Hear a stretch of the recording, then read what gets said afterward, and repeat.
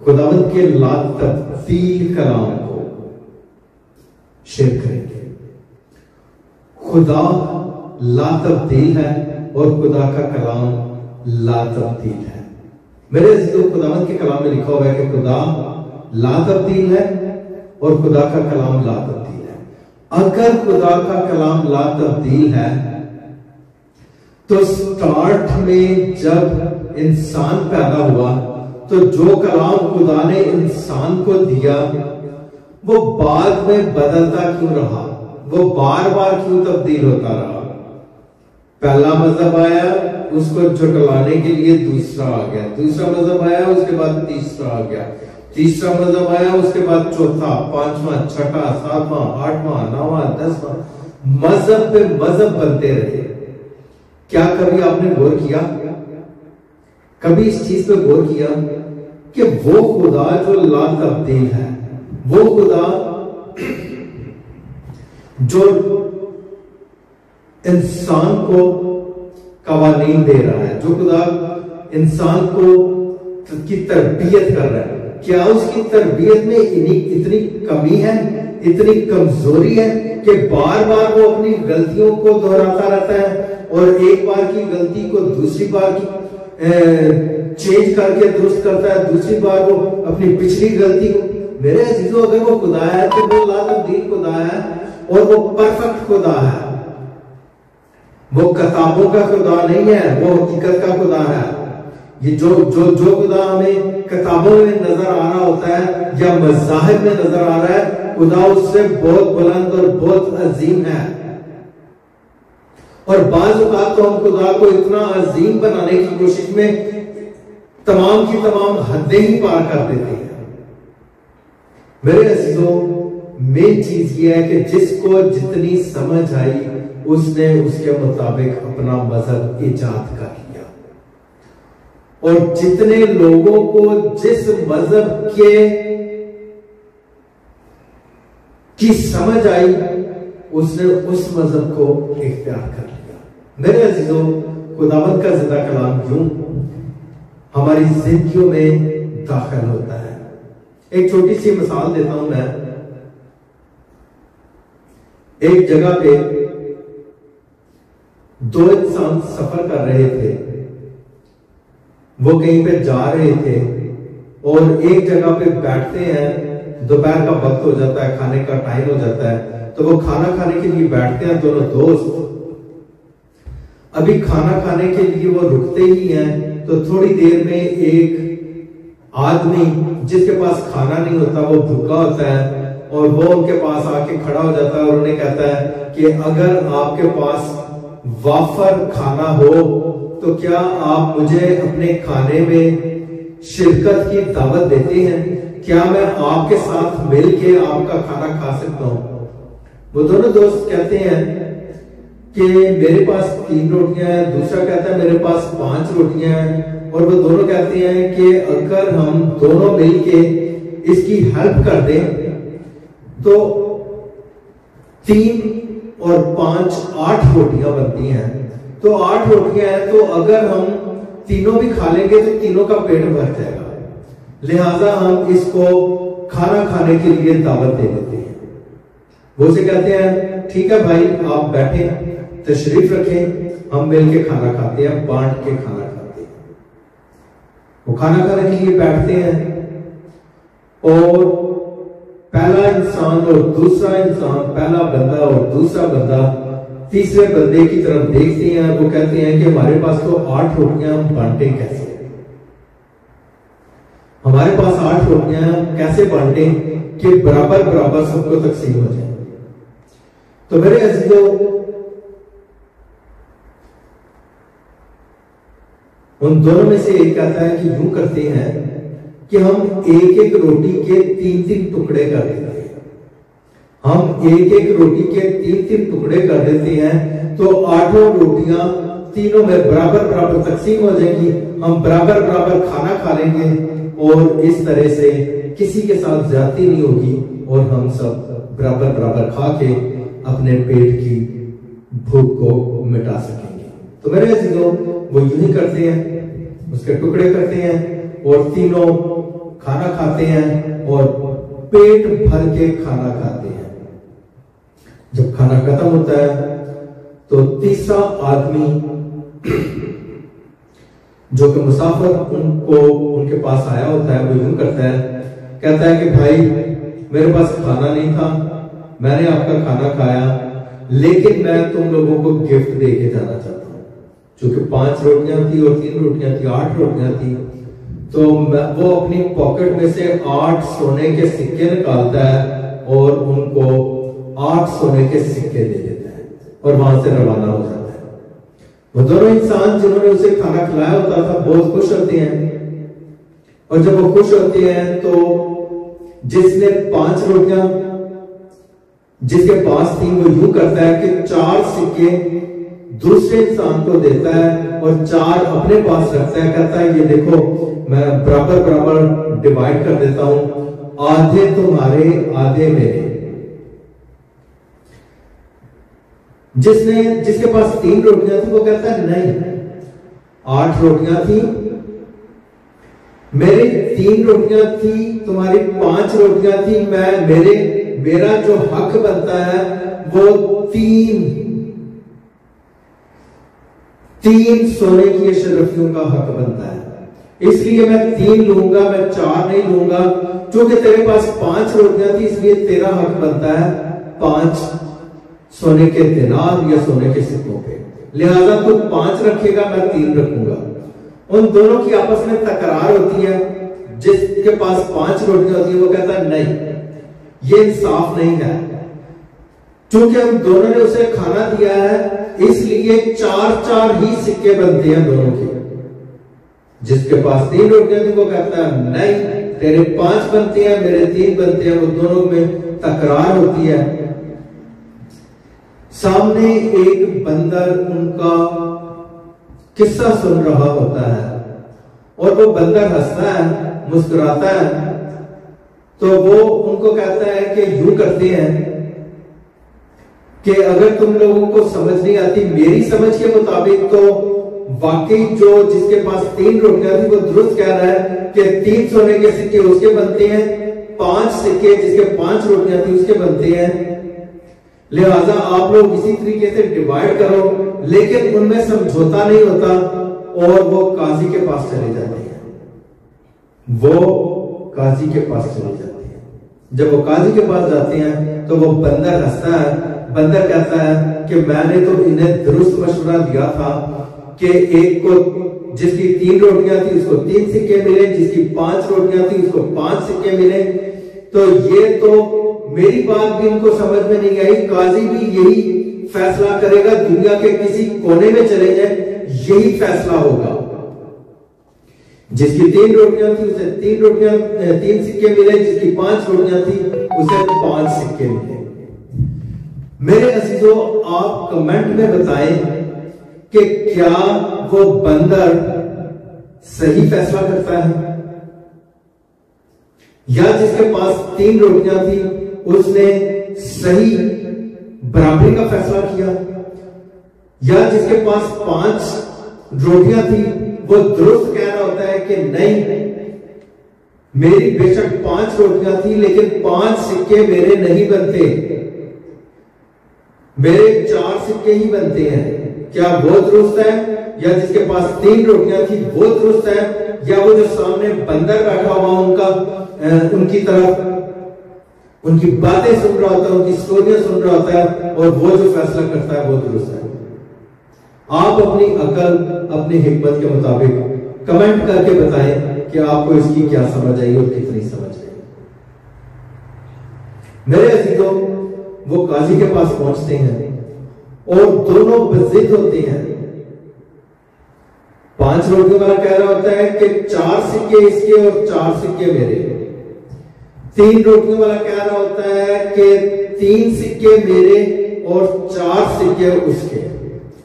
लेकिन काजी दोनों के मुंह को गौर से देखता है, दोनों की कहानी सुनता है, स्टोरी सुनता है। वो दोनों अपनी स्टोरी को रिपीट करते हैं। कहते हैं हम भूखे थे, हम खाना खाने लगे, मेरे पास 3 रोटियां थी, इसके पास 5 रोटियां थी। एक मुसाफिर आया और वो भूखा था, उसने खाने की रिक्वेस्ट की और फिर उसने इस तरीके से हमें 8 सोने के सिक्के दिए और रवाना हो गया। अब आप बताएं कि मेरे कितने बनते हैं और दूसरे के कितने बनते हैं। काजी कहता है कि मेरे ख्याल के मुताबिक तो ये दुरुस्त है कि जिसकी 3 रोटियां थी उसको 3 सिक्के मिल जाएं और जिसको 5 रोटियां थी उसको 5 सिक्के मिल जाएं, लेकिन मेरे इंसाफ में कहीं गड़बड़ ना हो जाए। वो ने कहता है जो करो कल आना, लेकिन शर्त यह है कि तुम 8 के 8 सिक्के मेरे पास रख के जाओगे। वो दोनों इंसान सोचते हैं और आपस में मशवरा करते हैं कि अगर हम 8 सिक्के दे के जाते हैं तो कल इंसाफ होना है और इंसाफ आज नहीं हो रहा, तो क्या करें?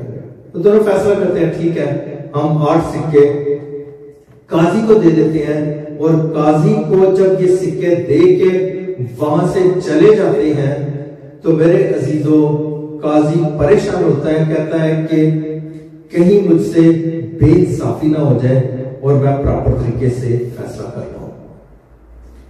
वो खुदा से दुआ करता है और खुदा को कहता है कि खुदाया मुझे अक्ल और हिकमत दे ताकि मैं अपने फर्ज को प्रॉपर तरीके से निभा सकूं। खुदा का रूह उसे गाइड करता है और खुदा का रूह उसे कहता है जिसके पास 3 रोटियां थी, जिसके पास 3 रोटियां थी उसे 1 सिक्का दे दो और जिसके पास 5 रोटियां थी उसे 7 सिक्के दे। उसके बाद वो आवाज बंद हो जाती है।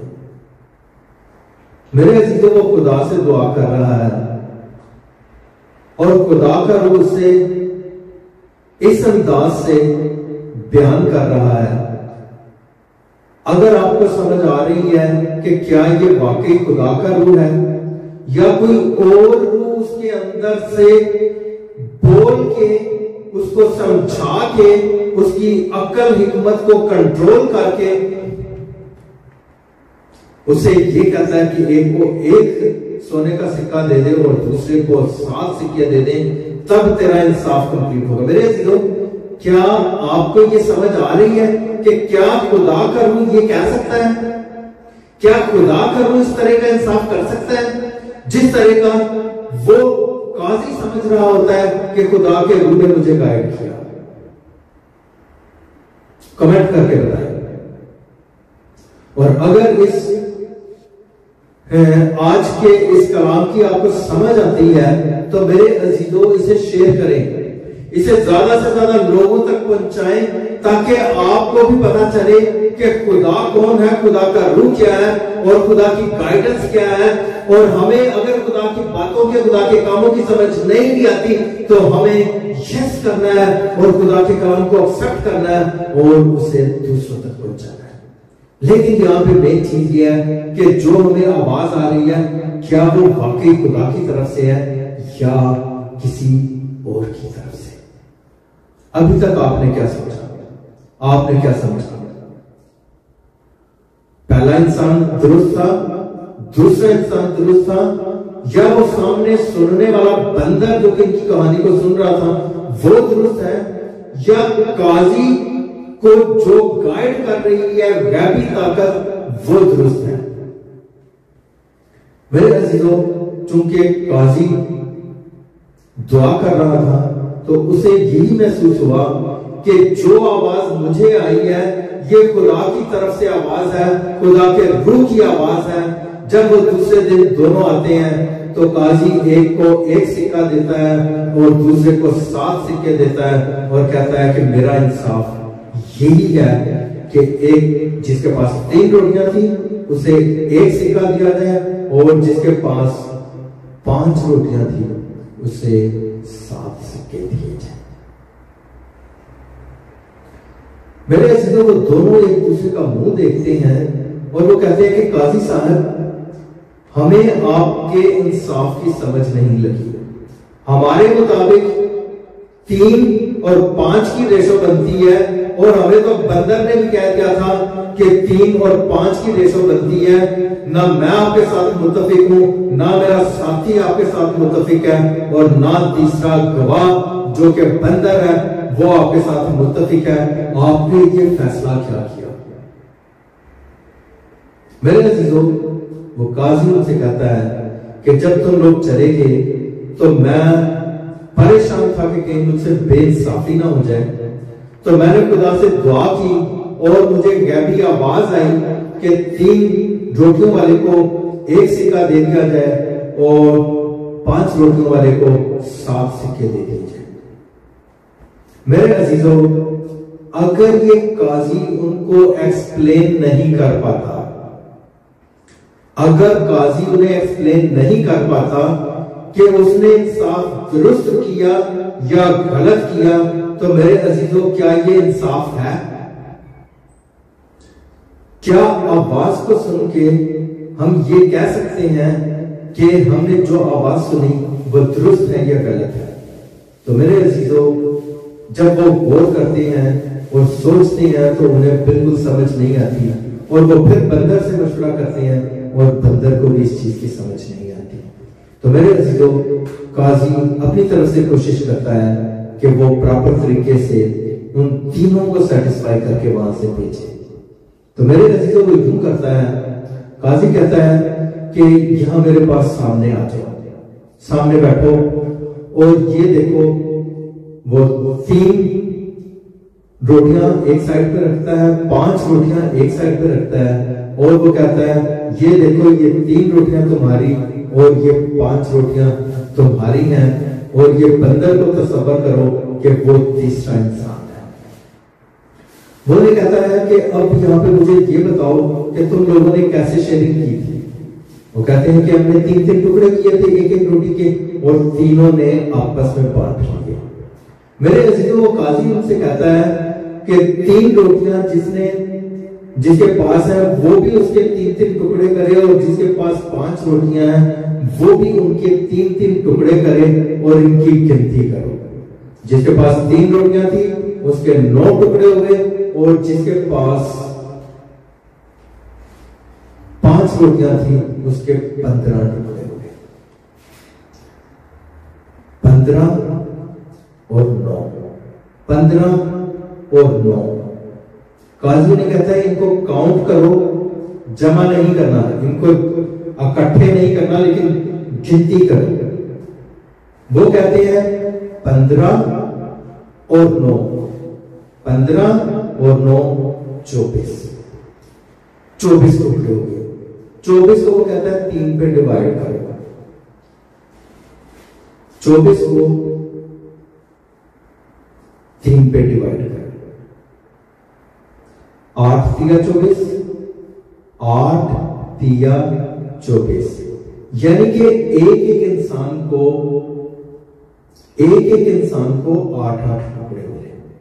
अब वो हम दोनों से कहता है कि अपनी रोटी में से, अपने खाने में से, जिसके पास 9 रोटी के टुकड़े थे, उसे कहता है कि 8 टुकड़े तो अपने पास रख, क्योंकि 8-8 टुकड़े आ रहे हैं। 8 एकम 8, 8 दूनी 16, और 8 तिया 24, 8 तिया 24, यानी उन 8 रोटियों के 24 टुकड़े बने। जिसके पास 3 टुकड़े थे, जिसके पास 3 रोटियां थी, वो 1 टुकड़ा उस बंदर को देता है, और जिसके पास 5 रोटियां थी वो कितने टुकड़े देता है? 8 में कितने और ऐड करेंगे तो 15 बनेंगे। 8, 9, 10, 11, 12, 13, 14, 15।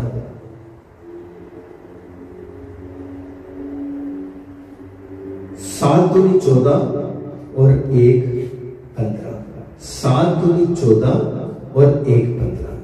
जिसके पास 5 रोटियां थी उसने 7 टुकड़े किए, जिसके पास 3 रोटियां थी उसने 1 टुकड़ा दिया। जिसके पास 3 रोटियां थी वो बंदर को 1 टुकड़ा रोटी का दे रहा है, और जिसके पास 5 रोटियां थी वो 7 रोटी के टुकड़े ले रहा है।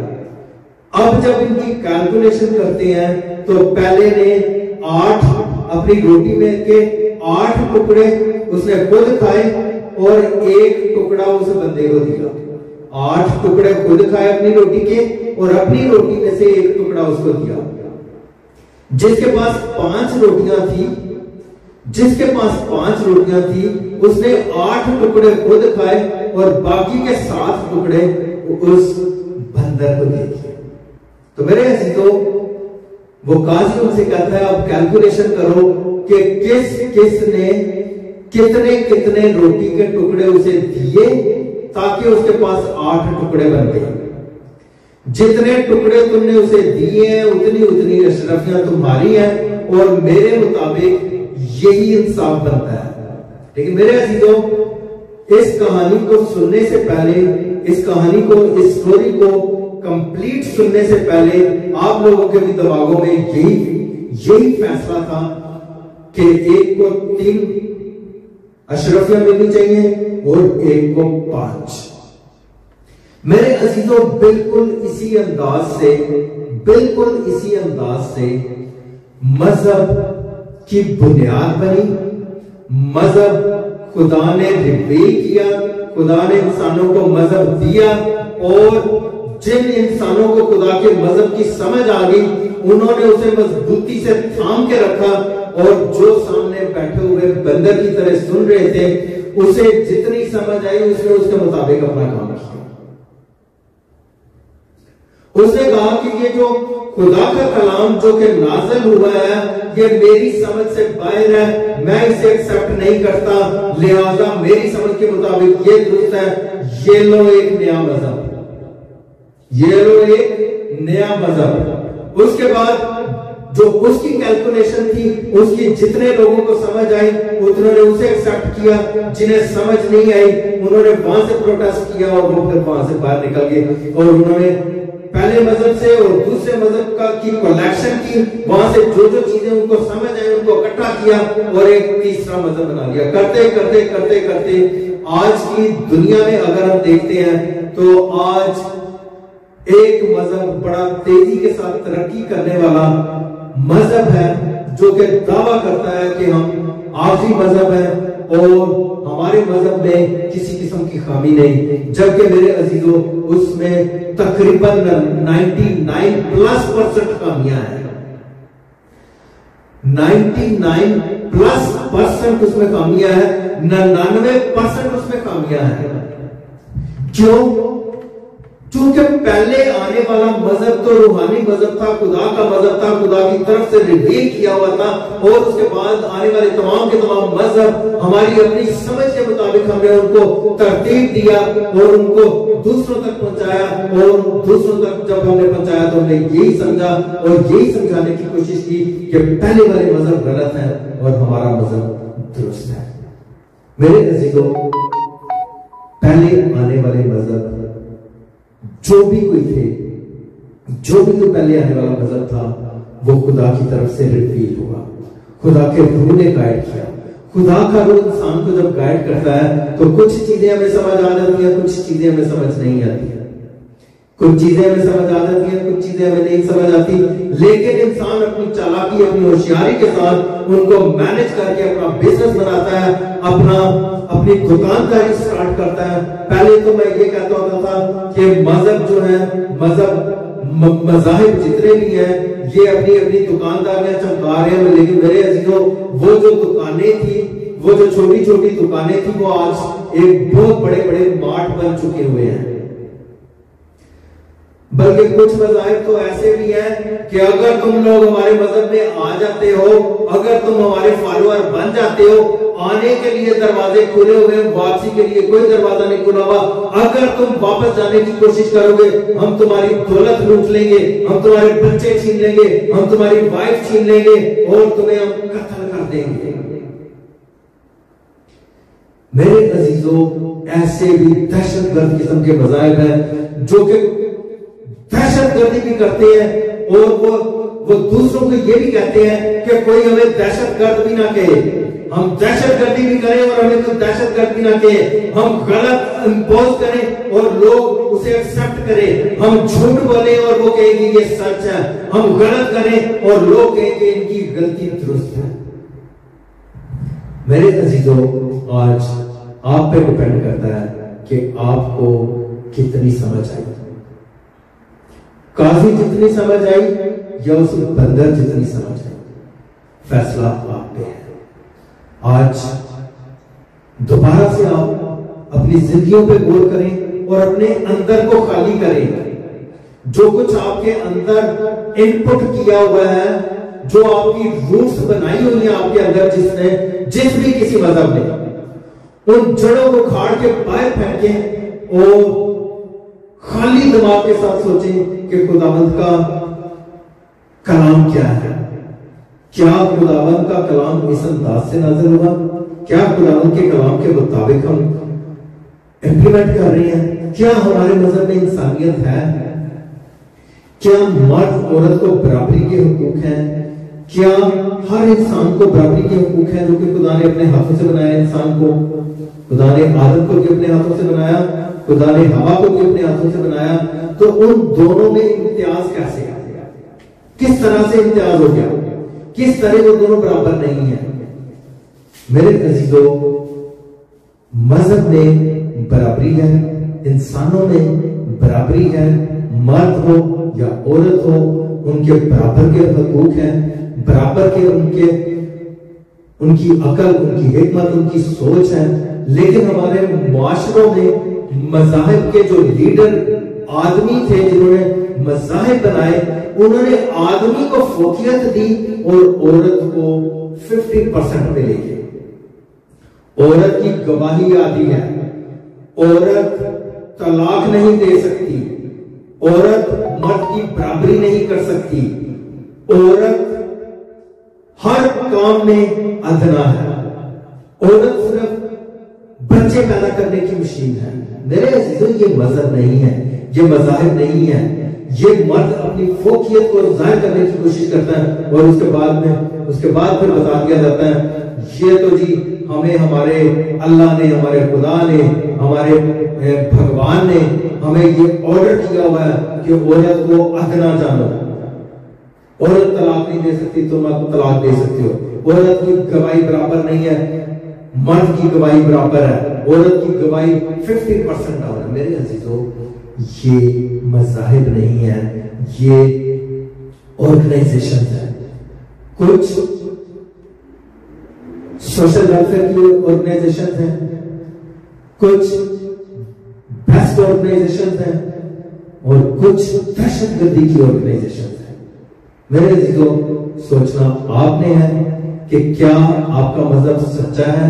क्या आप जिस किताब पे ईमान रखते हैं, क्या आपको खुद पढ़ के उसकी समझ आ रही है या आपको भूल भुलैयों में उलझा दिया गया है? आपको क्या आपके मजहब की खुद पढ़ने से समझ आ रही है या भूल भुलैयों में गिरफ्तार है और आपको किसी न किसी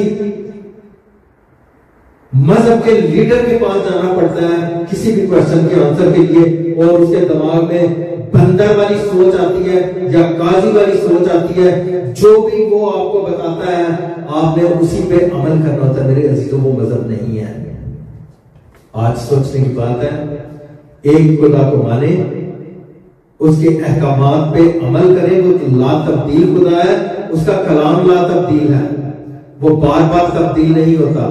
जो एक बार नाज़िल हो गया वो खुदा का कलाम है।